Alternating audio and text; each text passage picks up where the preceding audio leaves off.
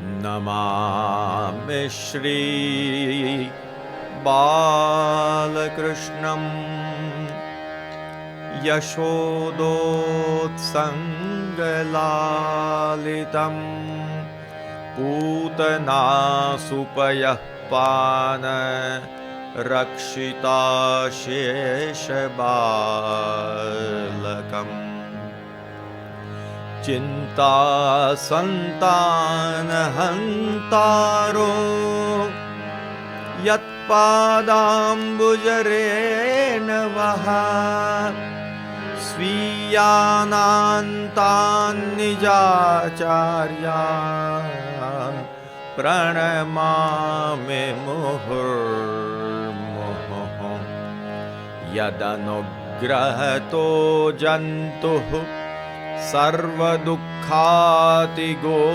भवेत् तमहं सर्वदा वन्दे श्रीमद्वल्लभनन्दनं यदुनाथमहं वन्दे बालकृष्णपदाश्रयम् रुक्मिणी हृदयानन्ददायकं भक्तवत्सलम् बालकृष्णप्रभुं वन्दे नित्याङ्गीकृतिपूर्वकं पितामहप्रसादेन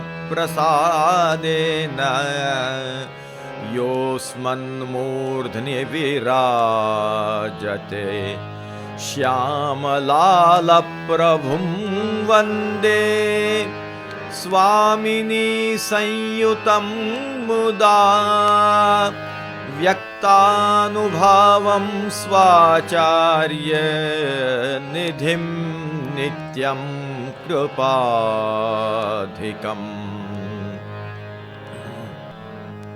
वन्दे सत्पितरौ दिव्य प्रभागोविन्दसंज्ञकौ यद्गृहे जन्मतः सेवा कथानन्दैः कृतार्थता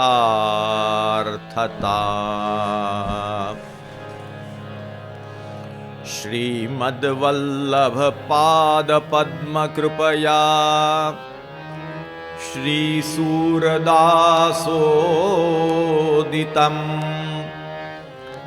पद्यं यत्र सुबोधिनी सुविवृतेर्दिव्याशयो राजते ख्यातं नन्दमहोत्सवे व्रजभयो तद्वर्णनायाश्रये स्वाचार्यानहमाशु वल्लभजनः स्वान्तः सुखायास्तु तत्।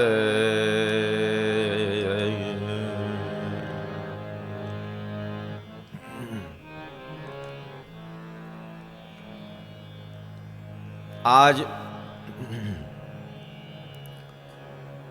मेरे भाग्यों का उदय हुआ है, परम भाग्य का उदय हुआ है।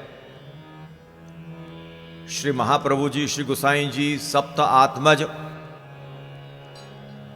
श्री उनके भी आत्मज, तदात्मज और श्री व्रजराज चरण, श्री पुरुषोत्तम चरण, श्री गोवर्धनेश चरण, श्री गोकुलोत्सव चरण, श्री व्रजरत्न चरण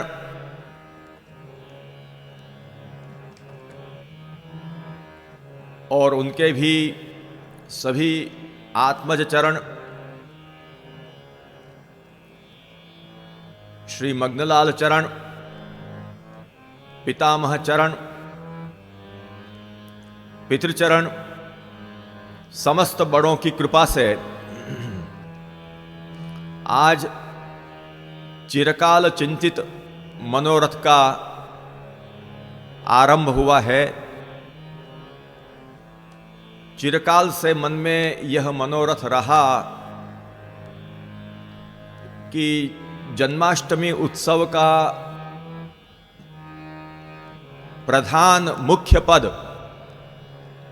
ब्रज भयो महर के पूत जब यह बात सुनी, यह जो पद है जन्माष्टमी उत्सव का महत्वपूर्ण, उस पद का भावन जीवन में करने का अवसर मिले,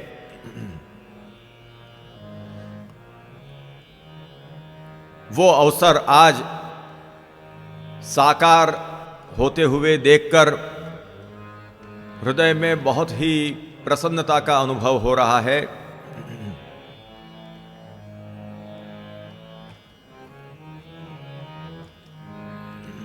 श्री सूरदास जी ने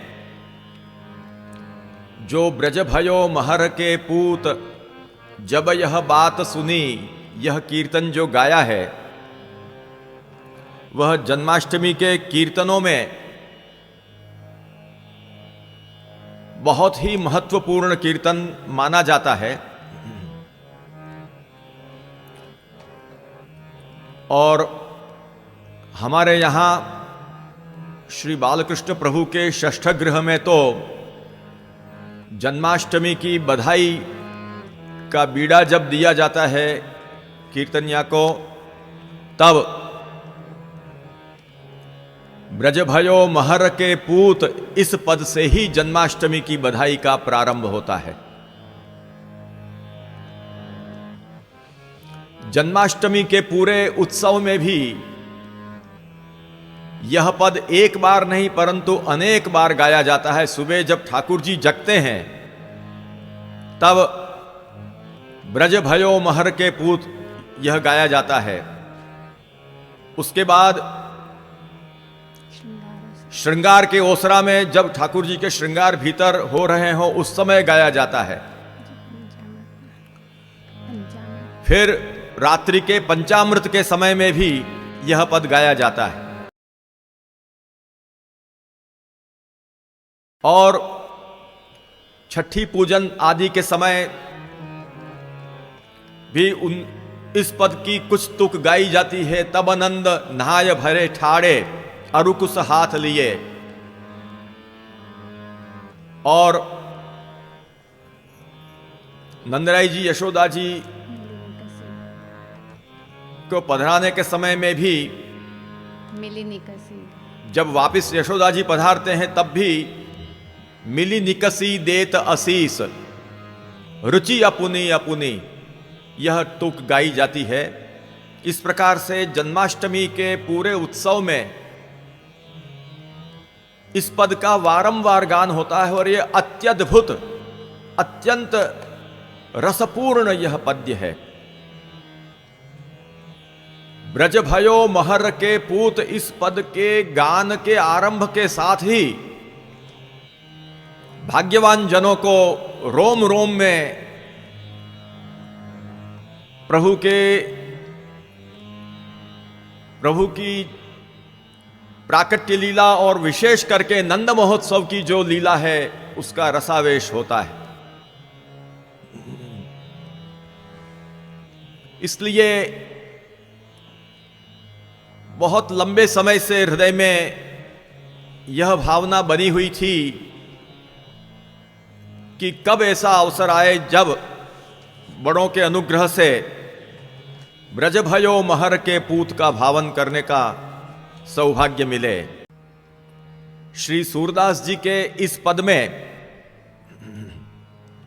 दशम स्कंध के पंचमाध्याय में नंदस्त्वात्मज उत्पन्ने जाता हल्लादो महामनाहा आहूय विप्रान वेदज्ञान स्नातः शुचिरलंकृतः से जो नंद महोत्सव के समय का वर्णन है, तत आरभ्य नंदस्य व्रज सर्व समृद्धिमान हरेर निवासात्म गुण ही रमा क्रीडम अभून नृप, यहां तक का जो वर्णन नंद महोत्सव का है उसका पूरा भाव ब्रज भयो महर के पूत इस पद में है।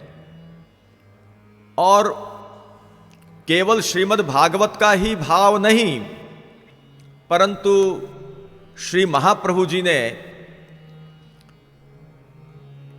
इस संदर्भ में जो इस पंचमाध्याय की नंद महोत्सव के प्रकरण की जो आपने सुबोधिनी जी प्रकट की है, उस सुबोधिनी जी के भी निगूढ़ आशय इस पद में विद्यमान है। और इस पद में श्रीमद् भागवत और श्री सुबोधिनी जी का गूढ़ आशय प्रत्येक तुक में और शब्द विशेष में अंतर्गर्भित होने के कारण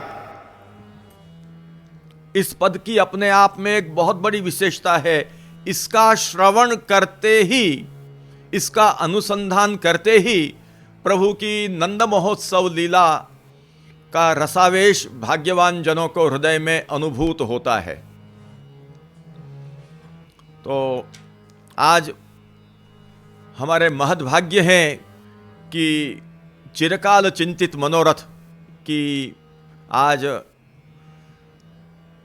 मनोरथ का आज आरंभ हुआ है और मंगलाचरण के द्वारा यही प्रार्थना श्री महाप्रभु जी के चरणों में, श्री गोसाई जी के चरणों में, बड़ों के चरणों में है कि इसके निरूपण में जो कोई भी विघ्न हो वो सभी विघ्नों को आप दूर करके, कृपा करके इस पद का पूरा विवेचन करने के लिए वाणी को सफल करें, यह आपके चरणों में बारंबार निवेदन है।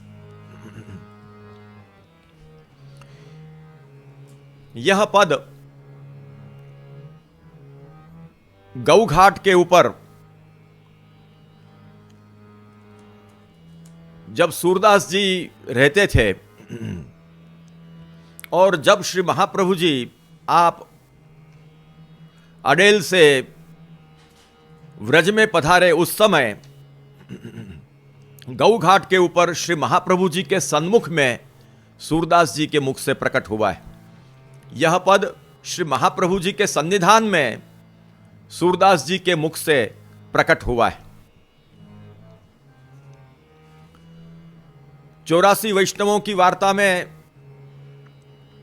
सूरदास जी की वार्ता में यह प्रसंग आता है कि श्री महाप्रभु जी जब गौघाट पे आप पधारे, तब सूरदास जी के किसी सेवक ने जाकर उनको यह शुभ समाचार दिए कि श्री वल्लभाचार्य जी आज यहां पधारे हैं। यह सुनते ही सूरदास जी के हृदय में यह भाव जगा कि श्री वल्लभाचार्य जी के, श्री महाप्रभु जी के दर्शन करने। उन्होंने कहा कि श्री महाप्रभु जी, आप जब भोजन आदि करके आप निश्चिंतता से विराजें, तब मुझे खबर करना और मैं वहाँ चलूँगा। श्री महाप्रभु जी आज गौघाट के ऊपर आप विराज रहे हैं अपने मुकाम पर, और सूरदास जी आपके दर्शन के लिए आए हैं। आप सूरदास जी अपने सभी सेवकों को लेकर, क्योंकि वे पहले सूर स्वामी के रूप में प्रसिद्ध रहे, सेवक भी करते थे, वो अपने सभी सेवकों को लेकर श्री महाप्रभु जी के दर्शन के लिए आए। आचार्य चरणों को साष्टांग दंडवत किए। श्री आचार्य चरणों ने श्रीमुख से कहा, जो सूर कछु भगवत लीला भगवत जस वर्णन करो, सूर कछु भगवत जस वर्णन करो। दंडवत करके जब बैठे, तब पहली आज्ञा यही हुई सूरदास जी को कि कुछ भगवत यश का वर्णन करो। तब श्री महाप्रभु जी तो भगवत यश का वर्णन करने के लिए आज्ञा कर रहे हैं। सूरदास जी ने दंडवत किए, जो आज्ञा महाराज कहकर आपने, सूरदास जी ने पद शुरू किया, हो हरि सब पतितन को नायक, को करी सके बराबरी मेरी, इते मान को लायक। इस प्रकार से अपने दोषों का वर्णन करने लगे। एक पद पूरा करने के बाद फिर दूसरा पद दूसरे पद का आरंभ किया, प्रभु हो सब पतितन को टीको, और पतित सब द्योस चारी के हों तो जनमत ही को। इस प्रकार से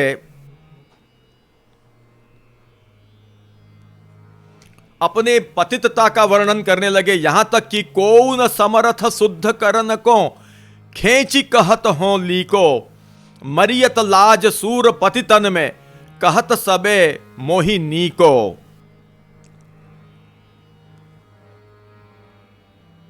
इस प्रकार से सूरदास जी अपने दोषों का वर्णन करने लगे। यह सुनकर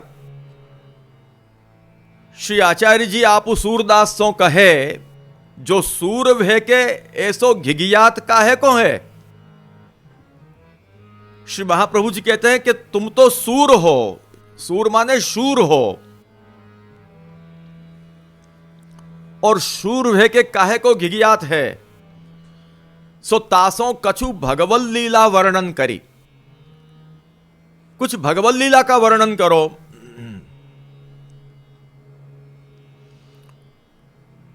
श्री महाप्रभु जी का आशय यह है कि भगवान से जब जीव बिछुड़ता है तो पतित तो हो ही गया है, सो ताको बहुत कहा कहनो, तासो भगवल लीला गाओ जो जासो शुद्ध होए।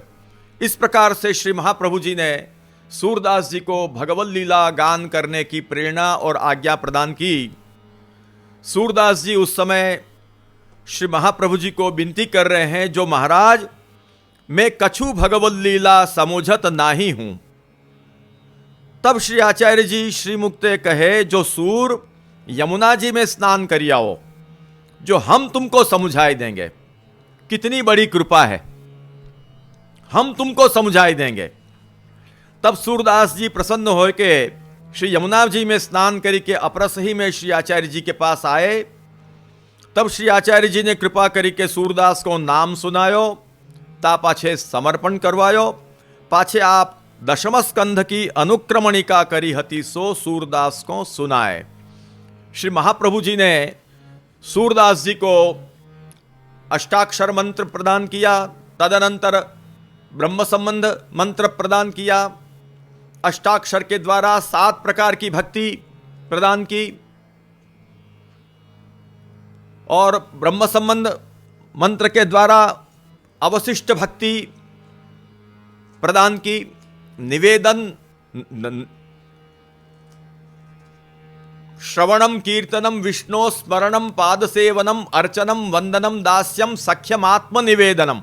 तो ब्रह्म संबंध से आत्मनिवेदन भक्ति तो है ही, सख्य भक्ति दान साध्य है। भगवान दान करें तब सख्य भक्ति मिलती है, लेकिन श्री महाप्रभु जी ने कृपा करके उस समय उनको सख्य भक्ति का भी प्रदान किया। इस प्रकार नवधा भक्ति तो सिद्ध हुई, परंतु प्रेम लक्षणा भक्ति भी सिद्ध होनी जरूरी है। तब महाप्रभु जी ने दशम स्कंधार्थानुक्रमणिका का उनको श्रवण कराया, और उसका श्रवण करते ही सूरदास जी को प्रेम लक्षणा भक्ति हृदय में स्फुरित हुई। प्रेम लक्षणा भक्ति की अनुभूति होने लगी, और प्रभु की लीला की भी उनको अनुभूति हृदय में होने लगी। श्री महाप्रभु जी ने पूर्ण पुरुषोत्तम की संपूर्ण लीला श्री सूरदास जी के हृदय में स्थापित की, और आपको प्रेम लक्षणा भक्ति जागृत हुई। वहां वर्णन आता है वार्ता प्रसंग में, सो सगरी श्री सुबोधनी जी को ज्ञान श्री आचार्य जी ने सूरदास के हृदय में स्थापन कियो।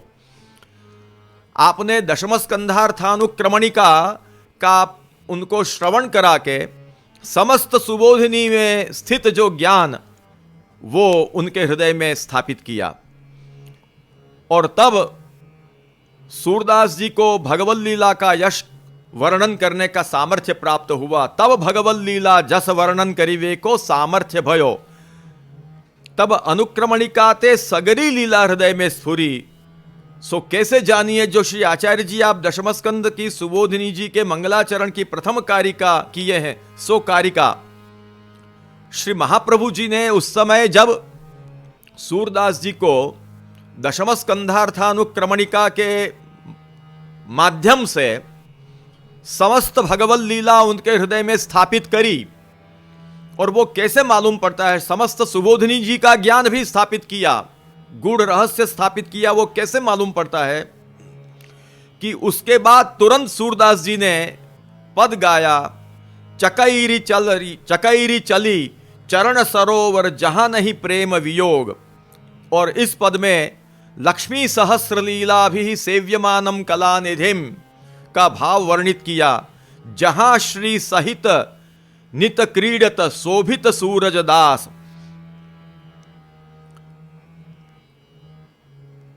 अबन सुहाय विषय रस छिल्लर वा समुद्र की आस।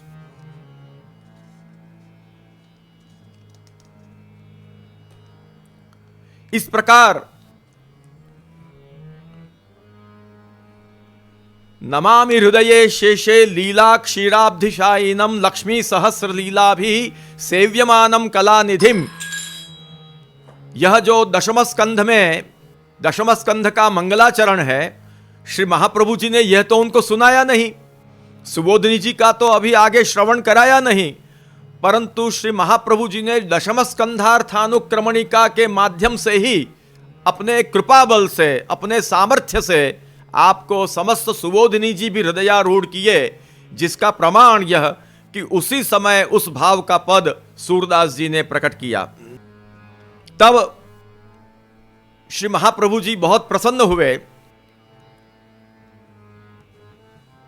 श्री महाप्रभु जी के सन्निधान में तुरंत यह पद गान करने से अन्य जनों को भी यह ज्ञात हुआ, तामे जानी परी जो सूरदास को सगरी लीला श्री सुबोधिनी जी की स्फुरी। सो सुनि के श्री आचार्य जी बहुत प्रसन्न भये और जाने जो अब लीला को अभ्यास भयो। श्री महाप्रभु जी बहुत प्रसन्न हुए कि अब लीला का आपको अनुभव हुआ है। सो तब श्री आचार्य जी आप श्री मुक्ते सूरदास को आज्ञा किए, जो सूर कछु नंदालय की लीला गाओ। अब श्री महाप्रभु जी आज्ञा कर रहे हैं कि सूरदास जी कछु नंदालय की लीला गाओ। तब सूरदास ने नंद महोत्सव को कीर्तन वर्णन करी के गायो। सो पद व्रज भयो महरी के पूत जब यह बात सुनी आनंदे सब लोग गोकुल गणित गुनी। इस प्रकार से सूरदास जी ने यह पद गाया। यहां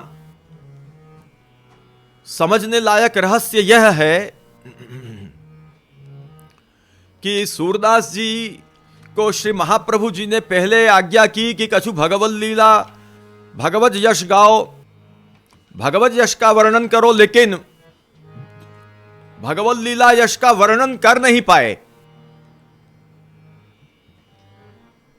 और सूरदास जी ने स्पष्ट कहा कि मैं भगवत लीला समुझत नहीं हूं। तब श्री महाप्रभु जी ने कहा कि हम समझाई देंगे। इसके बाद जब श्री महाप्रभु जी ने दशम स्कंधार्थानुक्रमणिका का श्रवण कराया, उस श्रवण के साथ ही जो अत्यंत ध्यातव्य बात है वो ये है कि उस श्रवण के साथ ही सूरदास जी के हृदय में समस्त लीला सहित श्री ठाकुर जी का हृदय में निवास हुआ। समस्त लीला सहित श्री ठाकुर जी हृदय में स्थित हुए, हृदय में पधारे और श्री महाप्रभु जी की कृपा से समस्त लीला विशिष्ट भगवत स्वरूप श्री सूरदास जी के हृदय में आप सुस्थित हुए। इतना ही नहीं, परंतु दशम स्कंधार्थानुक्रमणिका रूप जो श्री महाप्रभु जी की अपनी वाणी, उस वाणी के रूप में भी, उस वाणी के माध्यम से सुबोधिन्यादि समस्त अपनी वाणी के रूप में श्री महाप्रभु जी के, श्री सूरदास जी के हृदय में श्री महाप्रभु जी भी विराजमान हुए। ये एक बहुत बड़ी असाधारण घटना बनी है कि श्री महाप्रभु जी के हृदय में ये कौन सी लीला उनके हृदय में स्थित हुई? नमामि हृदये शेषे लीला क्षीराब्धिशायिनम लक्ष्मी सहस्र लीलाभि सेव्यमानम कलानिधिम चतुर्भिश्च चतुर्भिश्च चतुर्भिश्च त्रिभिस्तथा षड्भिर्विराजते योसौ पंचधा हृदये मम। समग्र दशम स्कंध में जो भगवान का वर्णन किया गया है, निरोध स्कंध जो दशम स्कंध, उसमें जो समस्त दशम स्कंध में भगवत लीला का वर्णन किया गया है, जिसका पंचधा निरूपण भागवत में प्राप्त होता है, जिसके लिए श्री महाप्रभु जी कहते हैं कि पंचधा हृदये मम, ये 5 प्रकार से लीला विशिष्ट प्रभु मेरे हृदय में विराजते हैं। ये जो श्री महाप्रभु जी ने कहा है, वो स्वरूप आज श्री महाप्रभु जी की कृपा से श्री महाप्रभु जी के हृदय में स्थित जो समस्त लीला विशिष्ट लक्ष्मी सहस्र लीला भी सेव्यमान, लक्ष्मी सहस्र और उनकी जो हाव भाव आदि विशेष लीला, उससे सेवित जो कलानिधि, चतुष्षष्टि कलानिधि पूर्ण पुरुषोत्तम भगवान श्री कृष्ण, उनकी लीला ये जो महाप्रभु जी के हृदय में जो विराजमान है, वो सूरदास जी के हृदय में आपने स्थापित की। तो इस प्रकार से सूरदास जी के हृदय में श्री महाप्रभु जी ने अपने हृदय में स्थित जो लीला विशिष्ट भगवत स्वरूप, वो उनके हृदय में स्थापित किए। श्री महाप्रभु जी ने कृपा करके बहुत बड़ा संकेत अपने भक्तों को दिया है कि ये जो लीला विशिष्ट पुरुषोत्तम तत्व है, उस तत्व की अनुभूति आपके माध्यम से ही हो सकती है, क्योंकि यह लीला विशिष्ट स्वरूप श्री महाप्रभु जी के हृदय में सर्वदा अचल रूप से विराजमान रहते हैं। वहां पर स्थिति करने वाले होने के कारण, वहां आपने स्थिति की हुई होने के कारण आप अन्यत्र गति रहित हैं। बड़ा सुंदर श्री प्रभुचरण टिप्पणी जी में समझाते हैं कि सर्वात्म भावेन दासत्वं प्राप्तत्वेन सर्वात्म भावेन दासत्वं प्राप्तत्वेन शेष रूपे अस्मद् हृदये पुष्टिरस प्रेप्सुपेयः अत्यंतागाधः यो लीला क्षीराब्धिः तत्र शयानत्वेन अन्यत्र गतिरहितो यः तन्नमामि इत्यर्थः। श्री महाप्रभु जी जो अपने हृदय में स्थित प्रभु को नमन कर रहे हैं, उसका क्या भाव है? सबसे पहले तो यह समझना है कि श्री महाप्रभु जी का जो हृदय है वह सर्वात्म भाव से परिपूर्ण है, और सर्वात्म भाव से परिपूर्ण दास भाव आप हृदय में धारण किए हुए हैं। तो आपका हृदय भी शेष रूप है। ऐसे शेष रूप हृदय में पुष्टि रस की, भगवान के कृपा रस की जिनको पिपासा हो, ऐसे भाग्यवान जनों को पान करने योग्य अत्यंत अगाध लीला क्षीराब्धि विद्यमान है।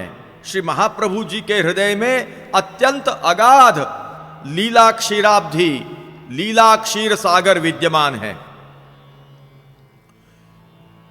और वहां श्री महाप्रभु जी के ऐसे हृदय में श्री ठाकुर जी स्थित हैं। और स्थिति कैसी आपने की है? तत्र शयानत्वेन अन्यत्र गतिरहितः। श्री महाप्रभु जी आप संकेत कर रहे हैं कि ऐसे स्वरूप मेरे हृदय में स्थिति कर रहे हैं और वो स्थिति भी शाश्वती स्थिति है, वहां अचल रूप से आप विराजमान हैं। और ऐसे मेरे हृदय में विराजमान जो स्वरूप हैं, जो अनंतानंत लक्ष्मियों से सेवित हैं, लक्ष्मी सहस्रई ही तल लीलाभिष्ट सेव्यमानम, सहस्रों सहस्रों अनंत लक्ष्मियों से जो सेव्यमान है, केवल लक्ष्मियों से ही नहीं परंतु उनकी हाव भाव कटाक्षादि नानाविध लीलाओं से भी जो सेव्यमान है, ऐसे चतुष्षष्टि कला निधान और रस पोषण में अति चतुर ऐसे जो प्रभु वो मेरे हृदय में विराज रहे हैं। और ये तत्व कैसा है कि अंश कला आदि सबका मूल है, अवतारी है, आदि मूर्ति है।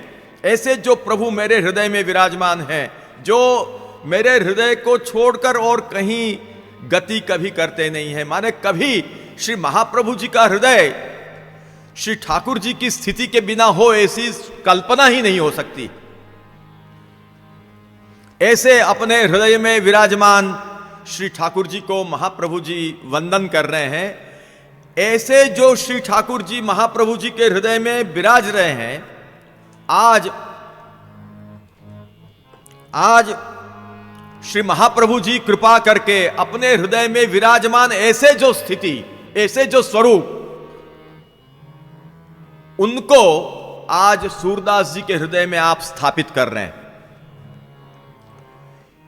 ये बहुत बड़ा जब गुरु का अनुग्रह होता है तब इस प्रकार की घटना शिष्य के लिए होती है। जैसे वैध दीक्षा के प्रकार में गुरु अपने हृदय में पहले देवता का आह्वान करता है, देवता का आवाहन करता है, और आवाहन करने के बाद गुरु उस तत्व को, उस देव तत्व को शिष्य के हृदय में स्थापित करते हैं। गुरु पहले उस देव तत्व को अपने हृदय में आवाहित करके फिर उनको शिष्य के हृदय में स्थापित करते हैं। उसको वैध दीक्षा प्रकार कहते हैं। वसुदेव जी ने भी अपने हृदय में पधारे हुए प्रभु को इसी प्रकार से श्री देवकी जी में स्थापित किए थे। यह बात ततो जगन मंगलम अच्युतांशम समाहितम शूर सुतेन देवी यहां पर सुबोधनी जी में समझाई गई है। तो वहां पर लेखकार समझाते हैं कि विद्युक्त मंत्रोपदेशे गुरुः स्वस्मिन् देवताम आवाह्य शिष्ये स्थापयति तेन प्रकारेण। तो ये जो वैध दीक्षा का प्रकार है, उस प्रकार के समान ही आज यहां पर श्री महाप्रभु जी ने कृपा की है कि यहां महाप्रभु जी को आवाहन करने की आवश्यकता नहीं है, वहां अखंड विराजमान है। वहां लक्ष्मी सहस्र लीला भी सेव्यमान कलानिधि, ऐसे प्रभु जो दशम स्कंध में वर्णित किए गए हैं वो अखंड विराजमान हैं। आज श्री महाप्रभु जी ने दशम स्कंधार्थानुक्रमणिका के माध्यम से अपने हृदय में स्थित वो प्रभु को सूरदास जी के हृदय में पधराए हैं और सूरदास जी के हृदय में अखंड उस लीला का अनुभव आपने वहां पर साकार कर दिया है। अब आज से इस प्रसंग के बाद अब सूरदास जी के हृदय में अखंड अनवरत लीला का अनुभव अब प्रारंभ हो गया है। यह बहुत बड़ी असाधारण घटना सूरदास जी के प्रसंग में हुई है। इस प्रकार से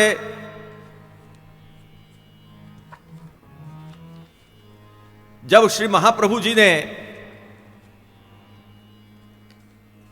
सूरदास जी के हृदय में सर्वलीला विशिष्ट भगवत स्वरूप का स्थापन किया, तब सूरदास जी के मुख में से अपने आप लीला के पद प्रकट होने लगे और प्रथम प्रकट हुआ ब्रज भयो महर के पूत, जब यह बात सुनी सुनी आनंदे सब लोग गोकुल गणित गुनी। जैसे श्रीमद् भागवत के दशम स्कंध का जब आरंभ हुआ तब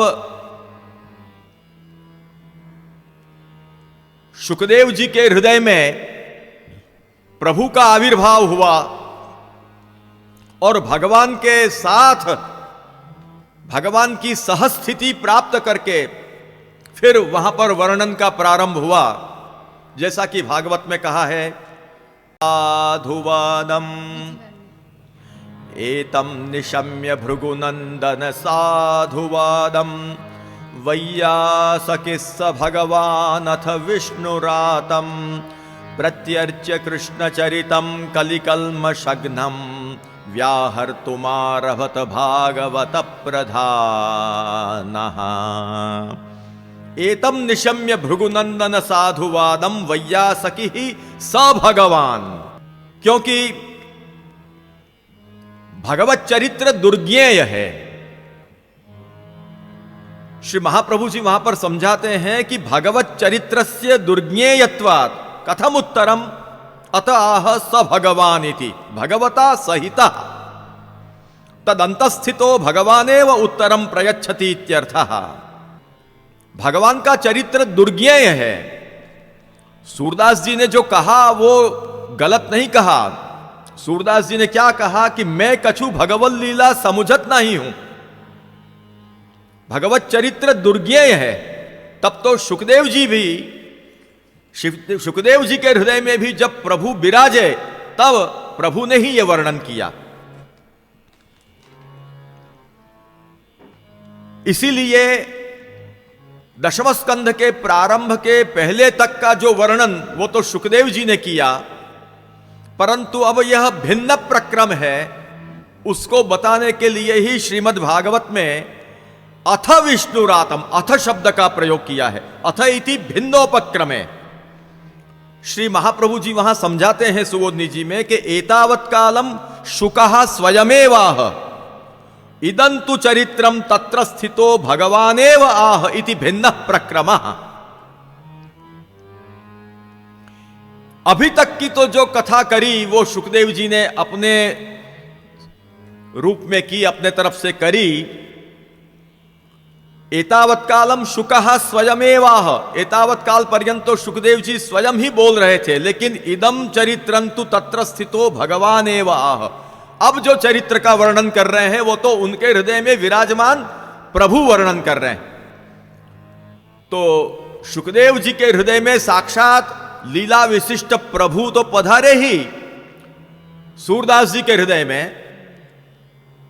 लीला विशिष्ट प्रभु तो पधारे ही, परंतु श्री महाप्रभु जी भी आप उनके हृदय में स्थित हुए अपनी वाणी के द्वारा, और अपने भावों से भावित प्रभु उनके हृदय में विराजमान हुए हैं। और इस प्रकार से आज शब्द तो निकल रहे हैं सूरदास जी के, लेकिन वास्तव में श्री सूरदास जी के हृदय में विराजमान भगवत तत्व और गुरु तत्व ही इन लीलाओं का वर्णन कर रहे हैं।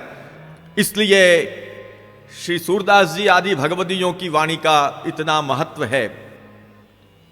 इस प्रकार से देखा जाए तो ये बहुत ही अद्भुत पद है जो जन्माष्टमी की लीला में बहुत प्राधान्य रखता है। और आज ऐसे दिव्य पद पर कुछ भावन करने के लिए प्रभु ने कृपा करके हमको अवसर दिया है। तो हम अब इस पद की प्रथम तुक का गान करेंगे। अपने संप्रदाय में कुछ पद ऐसे हैं कि जो परंपरागत उस विशिष्ट शैली में ही गाए जाते हैं, और उस रूप में जब वो गाए जाते हैं तभी रसावेश भी होता है। और कुछ पदों में परंपरा से, माने लिखित रूप में कुछ शब्द उपलब्ध न होते हुए भी परंपरा से कुछ पदों का ऊह करके, कुछ पद सन्निविष्ट करके उन पदों का गान किया जाता है। जैसे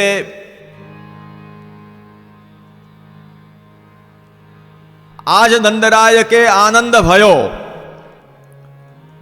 नाचत गोपी ग्वाल परस्पर, नाचत गोपी करत कुलाहल, नाचत गोपी करत कुलाहल, मंगल चार ठयो। ये बोल वानो। तो इस प्रकार से मुद्रित रूप में, लिखित रूप में यही पाठ मिलता है, किंतु जब उसका गान होता है तब हेरी हे करके उसका प्रारंभ होता है। जैसे कि अपन गाते हैं सारंग में,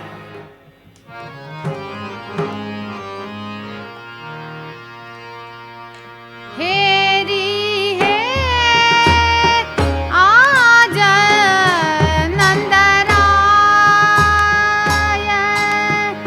के आनंद भयो, हेरी हे आज नंदराय। तो यहां पर हेरी हे शब्द से प्रारंभ होता है। उसी प्रकार ब्रज भयो महर के पूत मुद्रित में, लिखित में यही पाठ मिलता है, लेकिन उसका प्रारंभ इस प्रकार होता है, ए ब्रज भयो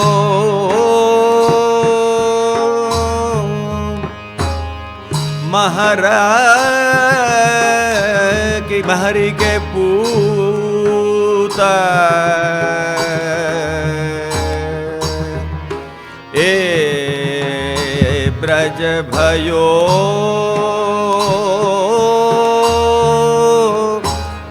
महरी के पूत,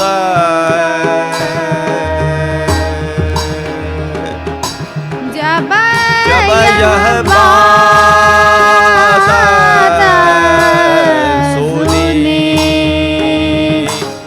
सुनी आनंद सब लोग, गोकुल गणित गुनी, हे ब्रज भयो महर के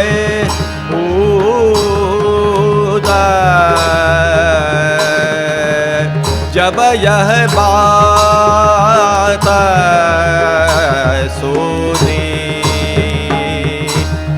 सुनी आनंद सब लोग, गोकुल गणित गुनी, हे ब्रज भयो महरी के पूत,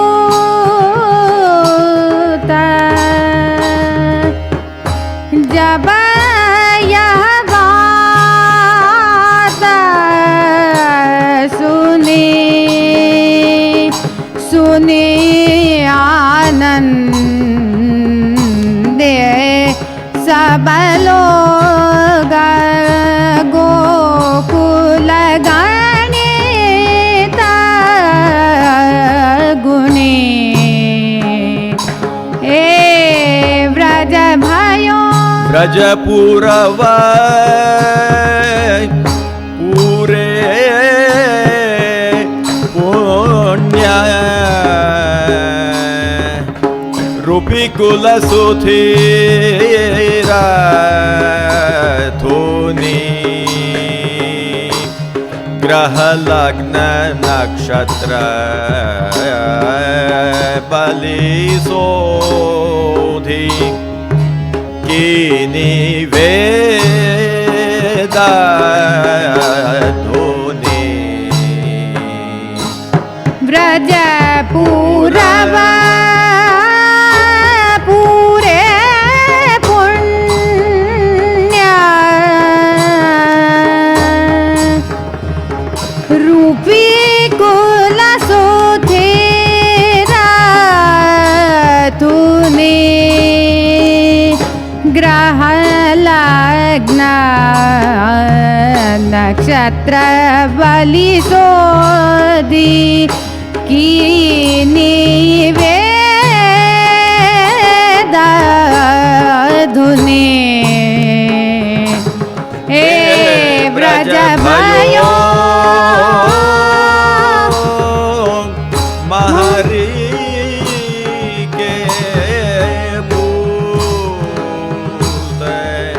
जब यह बात सुने सुने आनंदे सब लोग गोकुल गणित गुने ए ब्रज भयो। तो यहां पर भी ए ब्रज भयो, ये ए शब्द का यहां पर परंपरागत रूप से यहां पर सन्निवेश करके इस पद के गान का आरंभ होता है। ए माने क्या? ये ए कह करके यह ए आमंत्रण वाची है। संस्कृत में भी ए है, यह जो है अव्यय जो है वो आमंत्रण वाचक है। और विस्मय आदि भाव भी ए शब्द में सूचित होता है। तो यहां पर आज नंदालय में प्रभु का प्राकट्य हुआ है, उसकी बधाई देते हुए ए ब्रज भयो महर के पूत सबको आमंत्रित कर रहे हैं। ब्रजवासी जन एक दूसरों को यह बधाई देकर ए ब्रज भयो ए शब्द से आमंत्रित कर रहे हैं कि चलो जल्दी नंदालय में, चलो हम सब मिलकर जल्दी नंदालय में पहुंचे। ब्रज भयो महरी के पूत, यहां पर कुछ विस्मय का भी भाव है कि यशोदा जी और नंदराई जी की बहुत वय हो चुकी थी और अभी तक कोई बालक उनको हुए नहीं थे, और श्री नंदराई जी व्रज के राजा और श्री यशोदा जी ब्रज रानी हैं, और समस्त 84 कोस के समस्त व्रजवासी जनों को अपने व्रजराज बहुत प्रिय हैं। और सभी लोग मन में यह आशा लगाए हुए, इतने सुदीर्घ काल से सभी लोग आशा लगाए हुए हैं, उनको आशा थी कि हमारे ब्रजराज के यहां, हमारी ब्रजरानी के यहां ढोटा होए। परंतु ऐसे करते करते इतना बड़ा समय बीत गया, जैसा कि कीर्तन में वर्णन आता है कि बड़ी बेस ढोटा जायो है।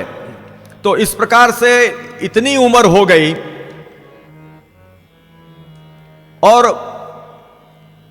श्रीमद् भागवत में जहां पर गोपीजनों ने जब सुना, उसका वर्णन सुखदेव जी ने किया है कि गोप्यश्चाकर्ण्य मुदिताः यशोदाया सुतोद्भवम आत्मानं भूषयान चक्रुः वस्त्राकल्पांजनादि भी। यहां पर श्री यशोदा शब्द पर व्याख्यान करते हुए श्री महाप्रभु जी समझाते हैं कि अपत्योत्पत्ति संभावना रहिताया, कि अब तो इतनी उम्र हो गई है, अब तो बालक होने की इनको कोई संभावना ही नहीं है। ऐसी स्थिति में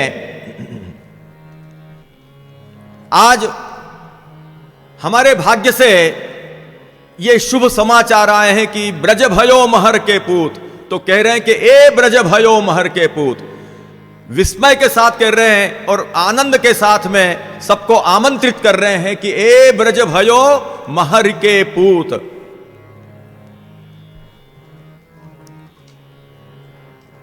श्री नंदराई जी का और वसुदेव जी का भी नंद महोत्सव के बाद में जो मथुरा में मिलन हुआ है और जो वार्तालाप हुआ है, उसमें भी यह भाव व्यक्त किया गया है कि दिष्ट्या भ्रात प्रवयसः इदानीम अप्रजस्यते प्रजाशायाः निवृत्तस्य प्रजायत समपद्यत।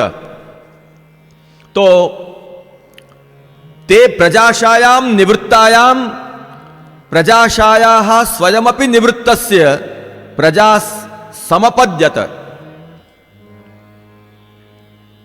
इति यद दिष्ट्या परम भाग्येन, कि इतनी उम्र हो गई आपकी, अब अवस्था वृद्धत्व आप में आ गया था, तो लोग सोचते थे कि अब तो इनको कोई प्रजा की आशा ही नहीं है, और स्वयं नंदराय जी ने भी प्रजा की आशा छोड़ दी थी। स्वयं अपनी निवृत्तस्य, स्वयं भी आशा छोड़ दी थी। ऐसे समय में भाग्य से, नंद यशोदा के भाग्य से और हमारे भाग्य से, हमारे सबके भाग्य से आज ब्रज भयो महर के पूत, इसलिए ए माने विस्मय के साथ आमंत्रण का भाव भी इसमें है। इस प्रकार से सबको कह रहे हैं कि चलो चलो सब हम मिलकर के नंदालय जाएं। कहत सबन को सबन सो आओ आओ, यह भाव यहां पर ए इस आमंत्रण में रहा हुआ है। जैसा कि पद में बहुत सुंदर गान किया है। कहत सबन सो आवो आवो, कहत सबन सो आवो आवो। उदित भयो व्रज वृंदावन को शशि, आनंद मंगल गावो गावो, कहत सबन सो आवो आवो। कंचन पट मणिमाणिक भूषण, भेटा मोलिक लावो लावो। श्री विठ्ठल गिरिधरन प्रकट भय, देखन को तुम जावो जावो, कहत सबन सो आवो आवो, कहत सबन सो आवो आवो, कहत सबन सो आवो आवो। श्री विठ्ठल गिरिधरन प्रकट भय, देखन को तुम जावो जावो, कहत सबन सो आवो आवो, कहत सबन सो आवो आवो, कहत सबन सो आवो आवो। इस प्रकार ए ब्रज भयो महरी के पूत, सबको सविस्मय आप ब्रजवासी जन एक दूसरों को बधाई देकर आमंत्रित कर रहे हैं कि चलो, कहत सबन सो आओ आओ, चलो अपने जल्दी से नंदालय में जाएं, वहां जाकर के प्रभु के दर्शन करें, वहां के आनंद में सम्मिलित हों। इस प्रकार से ए ब्रज भयो महरी के पूत। अब यहां पर ब्रज भयो महरी के पूत कह रहे हैं। ब्रज यानी क्या? संस्कृत में गोष्ठाध्व निवहा व्रजाः कहा गया है, अमरकोश में कहा गया है कि व्रज शब्द जो है वो गौशाला, रास्ता और समूह के अर्थ में है। मेदिनी कोश में भी कहा है व्रजो गोष्ठाध्व वृंदेशु। इस प्रकार से व्रज का मतलब है गोष्ठ। गोष्ठ यानी गायों का रहने का स्थान। गोष्ठ का मतलब है गोष्ठम गोस्थानकम तत्तु गोष्ठीनम भूतपूर्वकम। यहां पर अमरकोश में कहा है कि गोष्ठ माने गायों का रहने का स्थान। गायों के रहने के बाड़े को, स्थान को गोष्ठ भी कहा जाता है और गोस्थानक भी कहा जाता है। और भूतपूर्व जो गौशाला हो, पुराना जो गायों का बाड़ा हो, उसको क्या कहा जाता है? गोष्ठीन कहा जाता है। तो व्रज का तात्पर्य है गोष्ठ।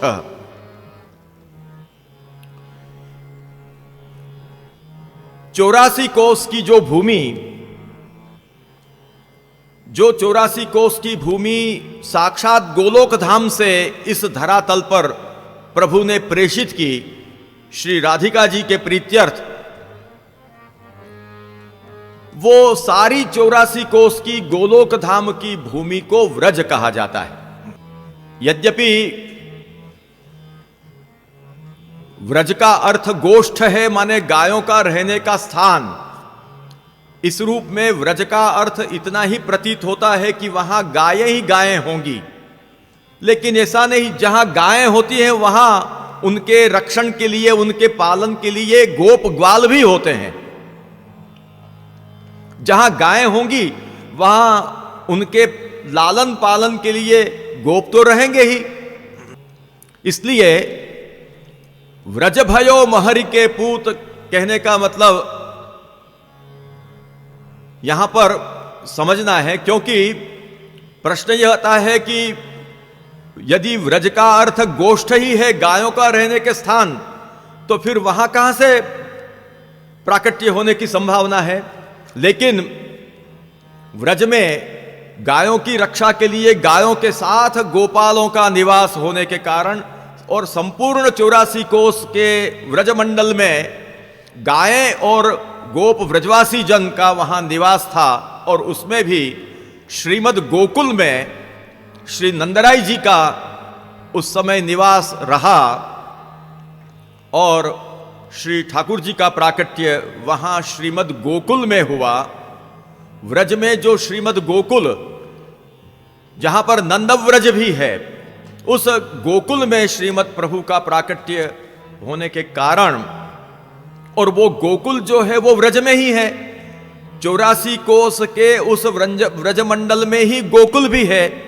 इसलिए भले गोकुल में प्राकट्य हुआ, लेकिन गोकुल तो पूरा व्रज में ही है, इसलिए व्रज में ही वो प्राकट्य हुआ। इस प्रकार से कह रहे हैं कि व्रज भयो महरि के पूत, हमारे व्रज में महरि के पूत हुए हैं, पुत्र हुए हैं। यद्यपि प्रभु का प्राकट्य गोकुल में हुआ है,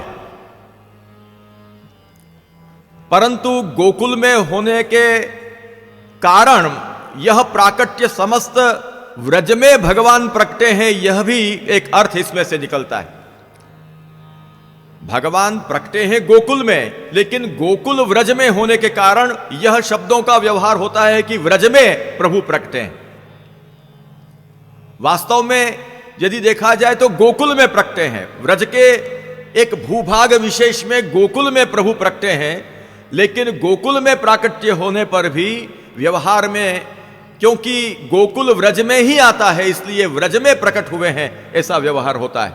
और यही कह रहे हैं कि व्रज भयो महर के पूत। इसीलिए गोपी गीत में भी वर्णन आता है,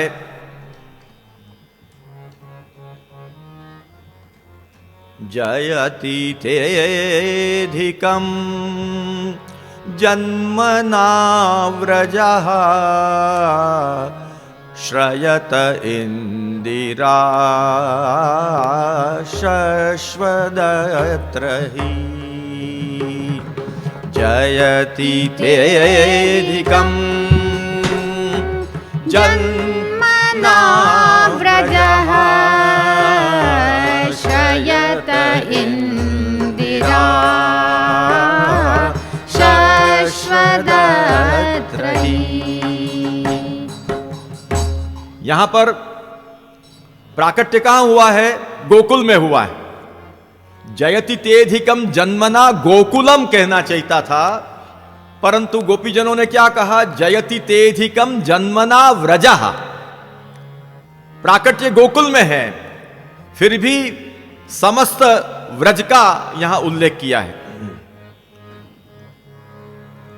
भगवान के गोकुल में प्रकट होने के कारण समस्त व्रज का यह सौभाग्य हुआ कि वैकुंठ से भी अधिक उत्कर्ष गोकुल का हुआ, व्रज का हुआ। तो इस प्रकार व्रज भयो महर के पूत, भले गोकुल में प्राकट्य हुआ है, पर गोकुल तो आखिर व्रज में ही है न। जैसे मान लीजिए कि कोई सूरत में रहता है, तो वो ये कह सकता है और कहता है कि मैं भारत में रहता हूं, क्योंकि सूरत जो है वो भारत के अंतर्गत है। मैं सूरत में रहता हूं यह भी कह सकता है, और सूरत जो है वो भारत के अंतर्गत है, इसलिए यह भी कह सकता है कि मैं भारत में रहता हूं। इसी प्रकार से आज गोकुल में प्राकट्य हुआ है, परंतु गोकुल समस्त व्रज के अंतर्गत होने के कारण कह रहे हैं कि ब्रज भयो महरी के पूत जब यह बात सुनी। परंतु यहां यह प्रश्न होता है कि वास्तव में भगवत प्राकट्य स्थान का निर्देश स्पष्ट रूप से होना जरूरी लगता है। किसी को ऐसा मन में प्रश्न हो कि सूरदास जी ने ब्रज भयो ब्रज शब्द का क्यों उल्लेख किया? भगवत प्रादुर्भाव का जो स्थल है वो तो श्रीमद् गोकुल है, और गोकुल शब्द का प्रयोग करने पर ही भगवान का कहां प्राकट्य हुआ है, किस देश विशेष में प्राकट्य हुआ है, उसका संकेत मिल सकता है। इसलिए किसी को यह मन में सवाल प्रश्न हो सकता है कि व्रज भयो कहने के बजाय गोकुल भयो महरी के पूत, ऐसा क्यों सूरदास जी ने नहीं कहा होगा? तो इसका भाव यह प्रतीत होता है कि यद्यपि ऐसा कह सकते थे, परंतु ये जो श्री ठाकुर जी का गोकुल का प्राकट्य है वो केवल गोकुल के सुख के लिए नहीं है, परंतु समस्त व्रजवासियों के, समस्त व्रज के सुख के लिए है। समस्त व्रज के लोगों के लिए भगवान का यह प्राकट्य है। और सही बात तो यह है कि केवल व्रज के व्रजजनों के लिए, व्रजवासी जनों के लिए ही सुखकर प्राकट्य नहीं है। भगवान का गोकुल में प्रकट होना ये तो समस्त व्रज की स्थावर जंगम समस्त संपत्तियों के सुख के लिए है, समस्त तत्वों के सुख के लिए। इसीलिए गोपी गीत में कहा है, व्रज जनार्तिहन वीरयोषिताम निज जनस्मय ध्वंसनस्मित। व्रज जनार्तिहन वीरयोषिताम निज जनस्मय ध्वंसनस्मित। यहां पर अनन्य पूर्वा सात्विक तामसी गोपीजन जो हैं वो वर्णन कर रही हैं कि व्रज जनार्तिहन वीर योषिताम, योषिताम वीर, निज जनस्मय ध्वंसन स्मित। इस पंक्ति में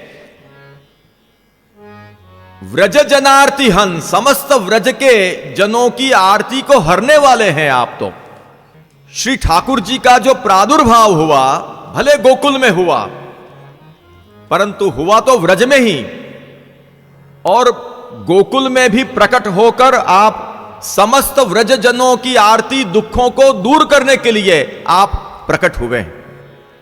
श्री महाप्रभु जी सुबोधिनी जी में वहां पर समझाते हैं कि प्रथमम अवतार प्रयोजनम व्रज जनार्ति हन इति, व्रज जनानाम आरतिम हंति इति तथा। आपके अवतार का प्रथम प्रयोजन ही क्या है? गोपीजन कह रहे हैं कि आपके अवतार का प्रथम प्रयोजन यदि कोई हो तो व्रजजनों की आरती को दूर करना। आपका प्राकट्य ही व्रजजनों के लिए है, तो समस्त व्रजमंडल के समस्त जो व्रजजन हैं उनकी आरती दूर करने के लिए ही प्रभु के अवतार का प्रयोजन होने के कारण सूरदास जी ने गोकुल शब्द का प्रयोग न कह करके व्रज भयो महरी के पूत जब यह बात सुनी, यह वर्णन किया है। अतः बहुत सुंदर प्रयोग सूरदास जी कर रहे हैं कि आज जो नंदालय में श्री ठाकुर जी का प्राकट्य हुआ है, उस प्राकट्य से समस्त व्रजजनों के भाग्य खुल गए हैं।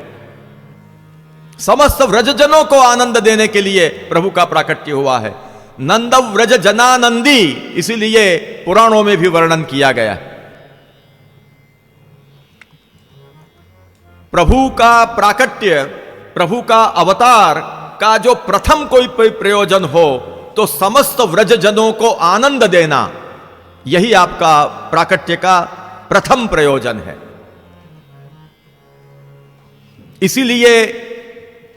इसीलिए श्री गुसाई जी ने व्रतचर्या के पद में, रामकली में बहुत सुंदर वर्णन किया है।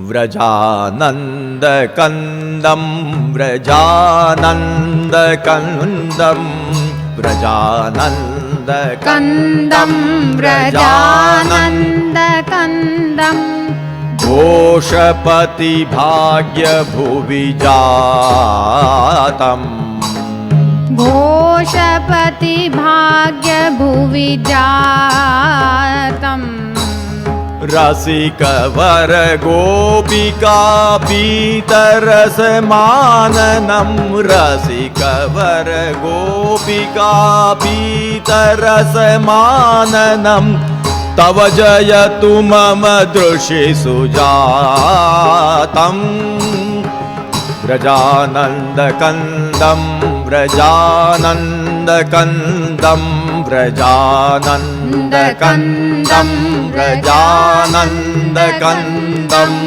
घोषपति भाग्य भुवि जातम घोषपति भाग्य भुवि जातम।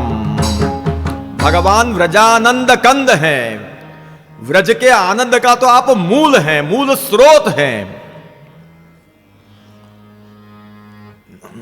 प्रभु का जो श्रीमुख कमल है वो गोपीजनों को प्रतीत होता है कि प्रभु के श्रीमुख कमल, प्रभु का श्रीमुख कमल कैसा है? व्रजानंद कंद है, व्रज के आनंद का वो मूल स्रोत है। और ऐसा जो भगवान का मुख कमल, उसका प्राकट्य कहां हुआ है? जहां प्रभु प्रकट होंगे वहीं उनके मुख का भी प्राकट्य होगा। तो ऐसे प्रभु कहां प्रकट हुए? तो आप कह रहे हैं कि घोषपति भाग्य भुवि जातम। घोषपति कौन है? घोषपति, घोष माने आभीर पल्ली, जहां ग्वालों का निवास हो उसको घोष कहते हैं। तो घोष के पति, समस्त जो ग्वालवाल जो रहते हैं वो कहां रहते हैं? समस्त व्रजमंडल में रहते हैं। समस्त व्रजमंडल के पति कौन है? श्री नंदराय जी हैं। घोषपति कौन है? श्री नंदराय जी। ऐसे श्री नंदराय जी की भाग्य रूपा जो भाग्य भूमि, उनके भाग्य स्वरूप जो भूमि है वो कौन सी है? व्रज भूमि है। इस पद पर पंचम आत्मज श्री रघुनाथ चरणों की व्याख्या है।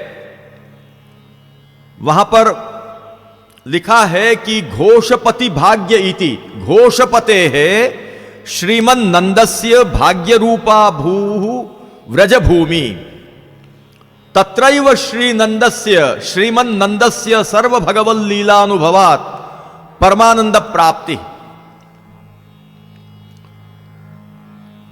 इस प्रकार भाग्य रूपा व्रजभूमि भवति तत्र जातम इति कमलाद व्यतिरेकश्च दर्शितः। लौकिक कमल से इस कमल की विशेषता भी बताई है कि यह कमल तो कहां प्रकटा है, कहां खिला हुआ है? कि घोषपति की भाग्य रूपा जो भूमि, घोषपति की भाग्य भूमि कौन सी है? व्रज भूमि है, समस्त व्रज भूमि। क्योंकि आप समस्त व्रज के आप अधिपति हैं। कौन? नंदराय जी। इसलिए घोषपति ऐसे जो नंदराय जी, उनके भाग्य रूप जो, उनकी भाग्य स्वरूपा जो भूमि वह व्रजभूमि में व्रजभूमि है। और ऐसी व्रजभूमि में प्रभु का प्राकट्य हुआ और होने के कारण आपके श्रीमुख कमल का भी वहां पर उदय हुआ है कि जिसके दर्शन करके आनंद आनंद से सराबोर समस्त व्रजजन हो जाते हैं। इसलिए सूरदास जी ने बहुत सुष्ठु प्रयोग किया है, ब्रज भयो महर के पूत। गोकुल भयो महर के पूत नहीं, परंतु व्रज भयो महरी के पूत, क्योंकि समस्त व्रज के आनंद के लिए यह पुत्र प्रकटे। सही बात तो यह है कि श्री ठाकुर जी व्रज में मुख्य रूप से नंद यशोदा और व्रजांगनाएं तथा समस्त गोप ग्वाल आदि के लिए तो प्रकटे ही हैं, उनके आनंद के लिए तो प्रकटे ही हैं, परंतु व्रज के पशु पक्षी आदि के आनंद के लिए भी प्रकटे हैं। गाय पशु पक्षी आदि के भी आनंद के लिए, व्रज के शुक मयूर हंसादि इन सब जीवों को आनंद प्रदान करने के लिए भी आपका व्रज में प्रादुर्भाव हुआ है।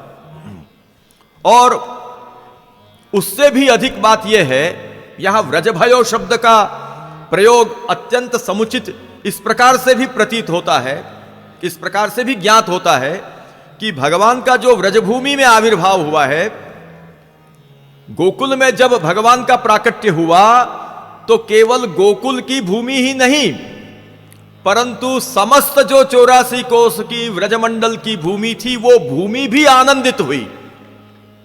भगवान के आविर्भाव से भूमि में भी अलौकिक आनंद का आविर्भाव हुआ।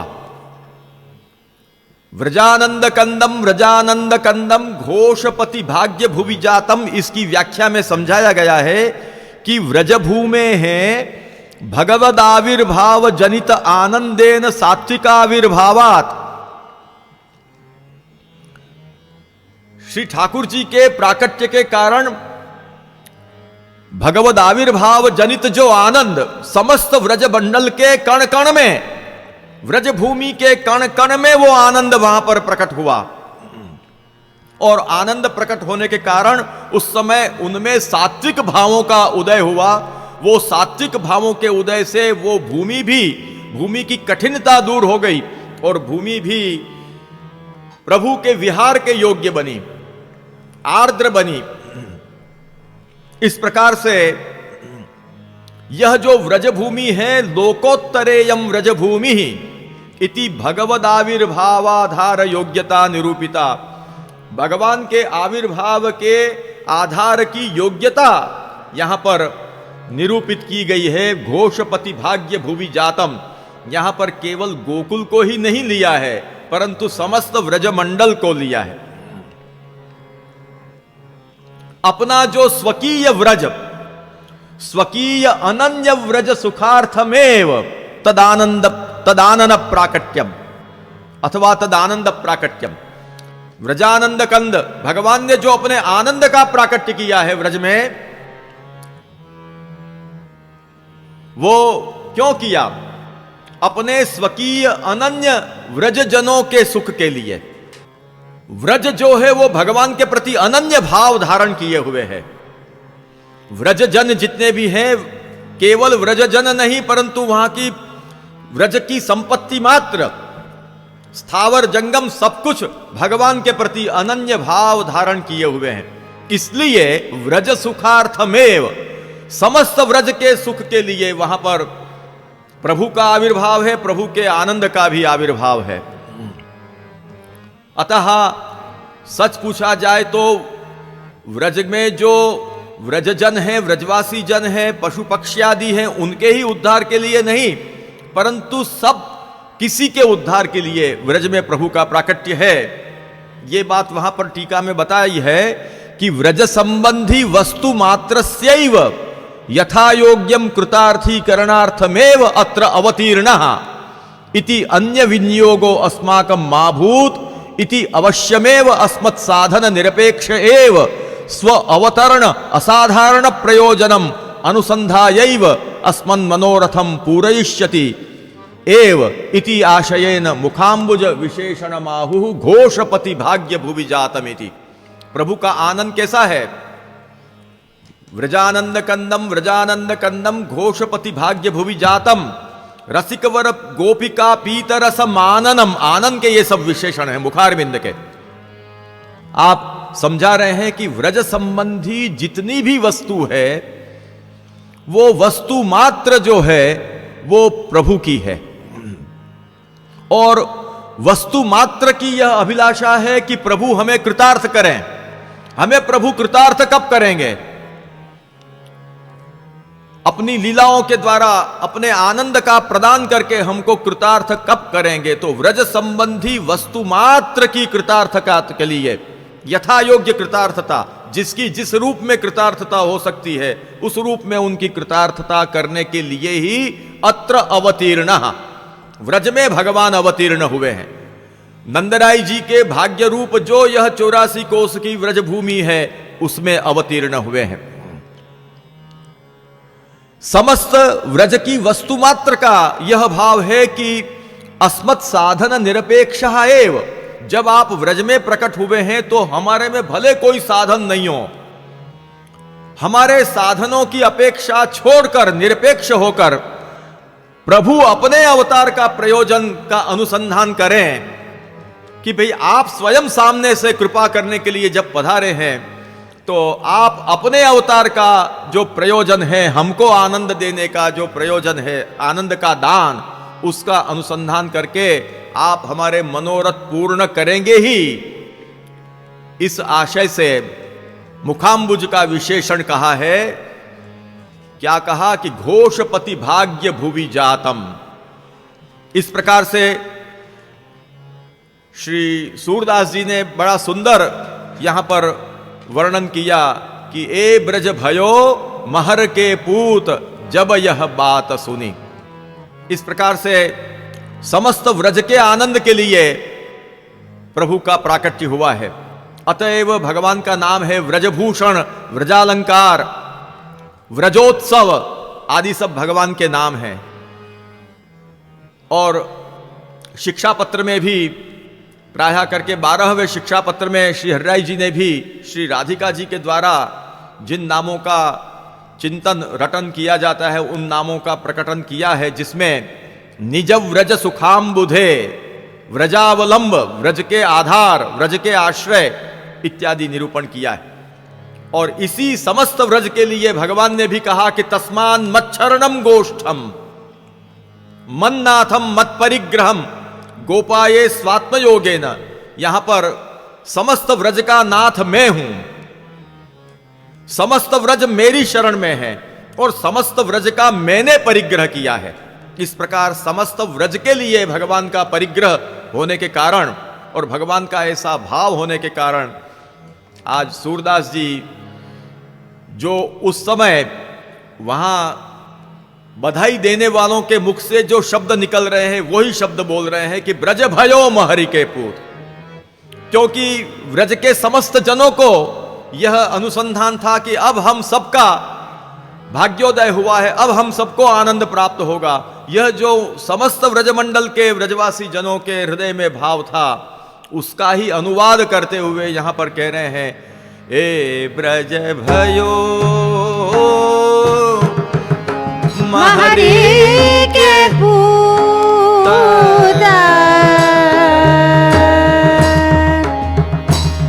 जब यह बात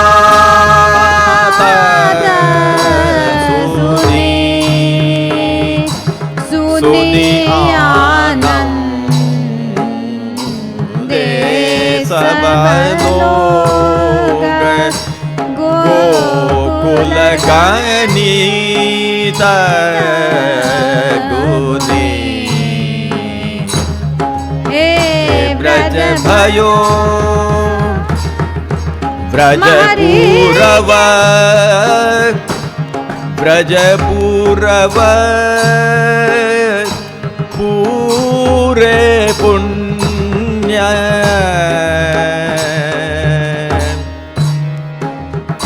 रूपी कुल सुधीर तूने ग्रह लग्न नक्षत्र बलि शोधि कीनी वेद दुने हे ब्रज भयो तो ब्रज भयो। आज के इस प्रसंग में इतना ही वर्णन करते हुए जो कुछ भी शब्द यहाँ पर निकले हैं उन शब्दों को श्री महाप्रभु जी श्री गोसाई जी बड़ों के चरणों में अर्पित करते हुए आज के प्रसंग का यहाँ विराम दिया जाता है। आगे भगवत इच्छा और भगवत कृपा से फिर वर्णन किया जाएगा। वल्लभाधीश की जय। श्री गोसाई जी परम दयाल।